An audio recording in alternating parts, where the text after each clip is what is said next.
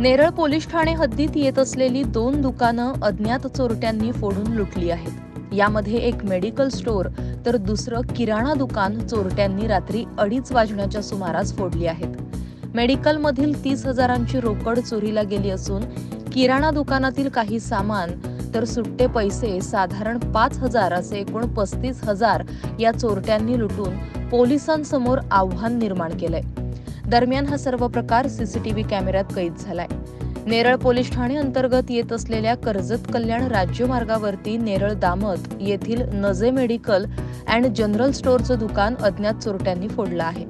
अंधाराचा फायदा घेत रात्री 2:30 वाजण्याच्या सुमारास दुकानाचं शटर वाकवून चोर दुकानात शिरले आणि गल्ल्यातील रोख 30,000ची रक्कम या चोरट्यांनी लुटली आहे।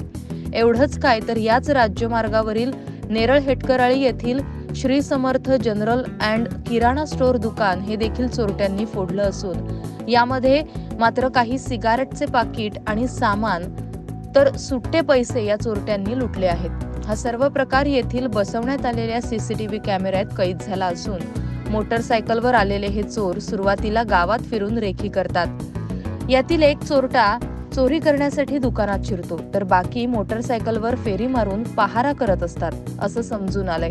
दरम्यान नेरळ पोलीस ठाणे हद्दीत दुकान फोडीच्या घटनेत वाढ होताना दिसतीये। एकीकडे चोर पकडण्यात यशस्वी ठरत असलेले नेरळ पोलीस विभाग मात्र चोरी रोखण्यात अपयशी ठरताना दिसून येत असल्यानं जणू काय चोर शिपायाचा खेळ शहरात रंगलाय का असाही प्रश्न उपस्थित होतोय। महाराष्ट्र न्यूज 24 साठी अजय गायकवाड, नेरळ।